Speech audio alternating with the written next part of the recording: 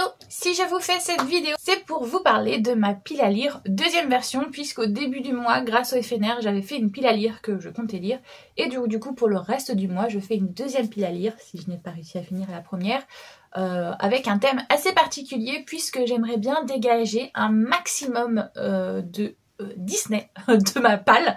Là j'avais une grosse période romance pendant cet été, puisque voilà, j'étais en mode challenge de romance, donc il fallait que je dégage pas mal de romances de ma pile, et du coup j'avais beaucoup de fantasy qui restent, et qui restent encore d'ailleurs, dans ma palle, et j'avais du mal à le dégager. Là pendant la période octobre, je m'étais dit non Elodie, lis un maximum de fantasy, mais un peu plus spooky, vous voyez, dans l'idée, plus witchy vibe et tout ce genre de choses. Les sorcières, les loups-garous, les vampires.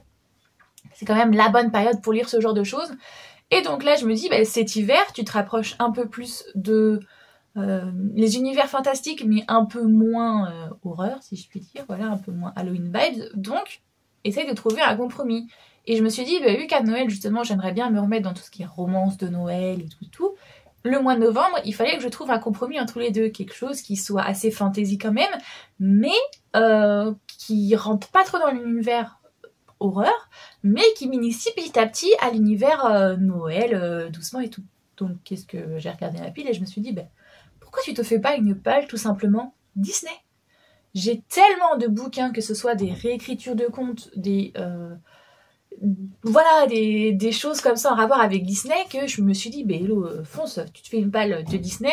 Le problème, comme vous le savez, c'est qu'il y a le FNR juste avant et que j'avais déjà des lectures communes de prévues avec Cynthia, donc je me suis dit, bah c'est simple, tu coupes le mois en deux. Pendant la première quinzaine, tu lis ta palle que tu avais prévue avec Cynthia, et pendant la deuxième quinzaine, tu te fais une espèce de palle Disney. Donc c'est parti, je vous parle de tous les titres que j'ai dans ma palle Disney et normalement que je vais essayer de lire. J'espère pouvoir tous les lire, mais vu le nombre que vous allez voir, ça m'étonnerait que j'arrive à tout lire. Je vais commencer par le plus ancien truc Disney que j'ai dans ma palle.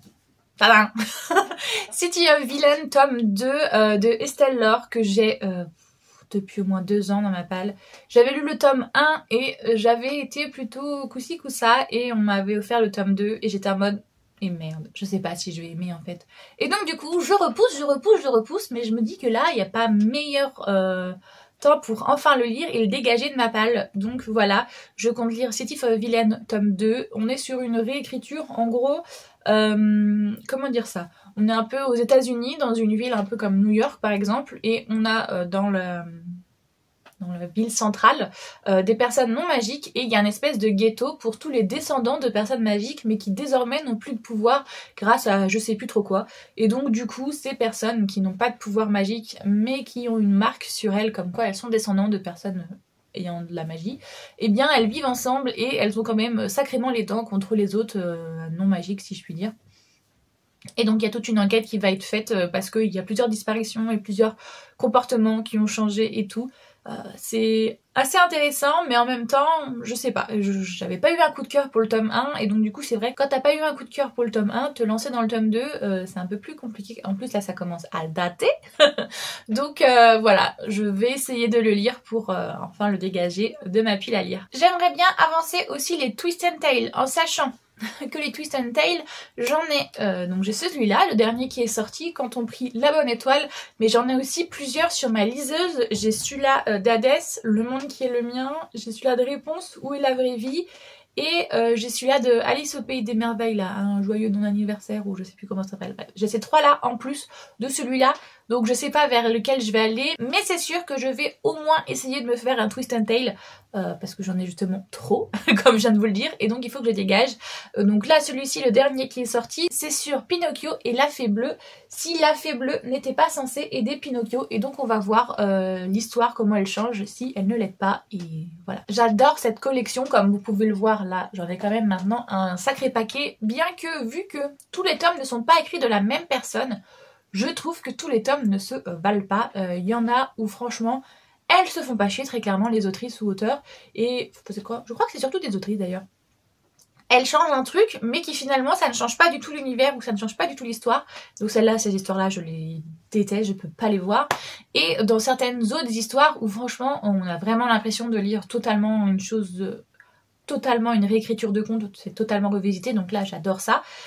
Mais bon, là pour le moment, je sais pas trop où je vais, puisque comme je vous ai dit, les 4 tomes que je n'ai pas encore lus, ben je sais pas, donc je peux pas vous dire si ça change vraiment, mais cette collection malheureusement, là-haut, est vraiment très disparate en fonction de ce que l'auteur a voulu en faire. Donc voilà, j'espère qu'on part sur une bonne lecture. Ensuite, autre titre de Disney que j'ai Happily Never After, le tome de Gaston. J'ai ici le tome de Ursula que j'ai déjà lu et que j'ai énormément apprécié parce que justement c'est une réécriture de conte, mais qui ne prend pas en gros pour des blaireaux, qui réinvente justement le passé du personnage antagoniste, et c'est hyper intéressant justement. Je trouve que ça approfondit l'histoire. Par exemple là dans tous les vilains, c'est ce que j'aime énormément, c'est justement on a tout un background qui fait que on s'attache au personnage, on comprend ses choix et pourquoi il en est là. Donc j'aime bien cette collection, en tout cas j'aime bien ce qu'ils en ont fait pour Ursula. On va voir ce qu'ils en ont fait pour Gaston, parce que franchement La Belle et la Bête c'est mon Disney préféré. Mais Gaston, franchement, s'il n'est pas aux antipodes de tout ce que j'aime, c'est lui, c'est l'archétype de tout ce que je déteste. Donc, à voir ce qu'ils vont en faire, s'ils vont réussir à me faire apprécier ce personnage. Ça serait franchement quand même un gros clap-clap à eux. On continue dans les Disney que je souhaite lire. Ta-da-da-da! Eric, le prince des mers. Alors oui, on est plus dans une vibe summer que dans une vibe hivernale. Mais comme je vous ai dit, je veux dégager le maximum de Disney que j'ai. Donc il en fait partie. On est sur une réécriture justement de ce qui est arrivé à Eric. Parce qu'on a la petite sirène, sa version à elle, ok. Mais du coup, quid de Eric? Pourquoi il ne veut pas l'embrasser alors que visiblement il est intéressé par elle? Donc voilà, je trouve que c'est une version des choses intéressante de montrer un peu justement le point de vue des garçons. Donc là apparemment Eric a une malédiction sur lui, il ne doit pas embrasser une personne qui n'est pas celle qui est faite pour lui. Et donc voilà, il doit se rendre sur une île déserte, tuer une sorcière ou je sais plus trop quoi, enfin bref. Et le règle d'or c'est justement de ne pas embrasser n'importe qui, puisque sinon une malédiction va s'abattre sur lui. Et donc on va sûrement rencontrer la petite sirène et tout. On adore. Je fais partie des pigeons qui adorent acheter des belles collections, évidemment, plus ou moins quand c'est un titre qui m'intéresse. Je vais pas acheter une belle collection alors qu'il y a peu de chances que le livre m'intéresse. Mais voilà, là je suis un pigeon. J'ai acheté le tome 1 de Éclat dormant, qui est tout petit pour un prix qui n'est pas petit lui par contre, mais qui est une belle collection, et c'est une réécriture de conte, donc il y a de fortes chances que ça m'intéresse quand même si j'ai vu beaucoup d'avis mitigés dessus. Du coup j'ai un petit peu peur, et vu que je suis la reine des pigeons et que j'ai une meilleure amie libraire qui fait tout pour que je craque, et ben du coup j'ai acheté le tome 2 alors que j'ai pas encore lu le tome 1. Donc c'est pour ça qu'ils sont dans cette palle, puisque j'aimerais très clairement, et en plus ils sont pas très gros, donc il y a moyen que, vous voyez, à eux deux ils font presque un tome Glow. La saga de Rennes est plus gros à lui tout seul qu'à eux deux, donc je me dis il y a peut-être moyen que je les dégage assez rapidement. On est sur une réécriture de conte, mais alors par contre là je ne me souviens plus du tout dans quel délire on est. Je crois que c'est plus de l'urban fantasy, mais je suis pas sûre. Mais de toute manière voilà, hein, on va pas se mentir, pigeon. Je suis en train de regarder, mais je sais pourquoi du coup ça m'a tilté. Réinventation passionnante, submersible et féministe de La Belle au bois dormant. Voilà, donc ça me parlait. Et puis là, pareil, féministe de La Blanche-Neige. Donc en fait, voilà ce ils ont dit très clairement des choses pour me les faire acheter. Voilà, à partir du moment où tu dis que c'est une réécriture de conte féministe, comment tu veux que je résiste à ça, moi? Oui, je suis faible, mais bon, que voulez-vous, on peut pas lutter face à ce genre de choses. Alors là, je suis très dégoûtée parce qu'il a pris l'eau vu qu'il était en dessous de ma fenêtre, mais je suis pas contente. Mais bon, c'est pas grave. Du coup, pareil, entre les lignes, on est sur une réécriture moderne princesse sur La Belle et la Bête. J'avais lu le premier tome qui est ici avant minuit. On est pareil sur une réécriture très moderne de Cendrillon.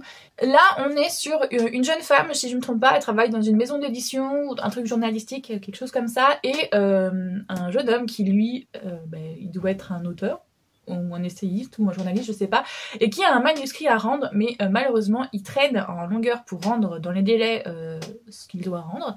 Donc du coup, pour se faire bien voir auprès de sa direction, elle va aller le voir et elle va se rendre compte que c'est vraiment le gars bougon, enfermé, qui ne veut pas sortir de sa coquille, enfermé dans le passé et tout, donc bon, vous en avez bien. Lui, il a le rôle de la bête et elle a le rôle de la belle, forcément, et voilà. J'en ai pas eu beaucoup de retours. J'ai vu beaucoup de personnes qui comptaient le lire, mais je n'ai pas eu encore énormément de retours dessus, donc j'ai hâte de le lire et de le dégager de ma pile, évidemment, malgré qu'il soit abîmé à cause de l'eau. Et comme Hachette Heroes en veut à mon argent, évidemment, ils n'ont pas assez sorti de collection sur le Disney, ils en sortent une nouvelle. Oh, je suis nulle en anglais. Dark Ascension, on va dire ça comme ça. Voilà, ils ont sorti les vilaines sur Javotte et Anastasie. Et donc du coup, on va revenir sur leur passé, comprendre comment on en est arrivé au Cendrillon qu'on connaît, pourquoi elles sont aussi pestes, aussi méchantes. Et ça, c'est un truc qui me passionne. Ben, vous voyez bien, hein, j'en ai plein des Disney, mais surtout là sur les vilains, parce que j'adore voir la psychologie du personnage, comment on les travaille, comment on remonte dans le passé pour comprendre les actions. Bon, après, j'ai fait une licence de psychologie, donc peut-être que je suis un peu biaisée aussi, mais bref, j'adore ça, les backgrounds de personnages. Chaque fois quand il y a des spin-offs de séries, vous pouvez être là en mode les préquels, c'est banco pour moi, en mode je veux savoir. Donc voilà, très hâte de le lire aussi, il est pas très long, donc j'espère pouvoir le lire assez facilement et assez rapidement. Donc voilà, ça fait 8 tomes que je vous ai montré, mais comme je vous ai dit, j'en ai aussi sur ma liseuse, et j'en ai 3 ou 4 autres sur ma liseuse, donc en tout ça fait quand même assez beaucoup de romans, juste pour un mois, donc on va se calmer, on va s'arrêter à là, hein. Et de toute manière, c'est tout ce que j'ai en termes de Disney dans ma palle, et physique, et heureusement, parce que sinon je ne m'en sortirais pas. Donc voilà, j'espère que cette vidéo vous a plu. Si c'est le cas, n'hésitez pas à liker, ça fait toujours plaisir. Si vous souhaitez voir le reste de mes vidéos, n'hésitez pas à vous abonner. Si vous souhaitez parler avec moi des lectures que je compte faire, il n'y a pas de souci. Il y a l'espace commentaire pour ça. Vous pouvez d'ailleurs me dire, vous, quel est votre Disney préféré. Moi, comme je vous ai dit, c'est La Belle et la Bête, avec en deuxième, je crois bien, La Petite Sirène. Mais bon, ça parce que ça parle à mon cœur d'enfant. Sinon, mon cœur d'adulte vous dirait assez facilement, je pense, Wall-E ou là-haut, même si on va me dire oui c'est des Pixar et l'eau. Oui ok je sais j'ai compris. Mais voilà. Donc et vous, quel est votre préféré? N'hésitez pas à le mettre en commentaire. J'espère que tout va bien pour vous, que vous faites de bonnes lectures et je vous fais tout plein de gros bisous.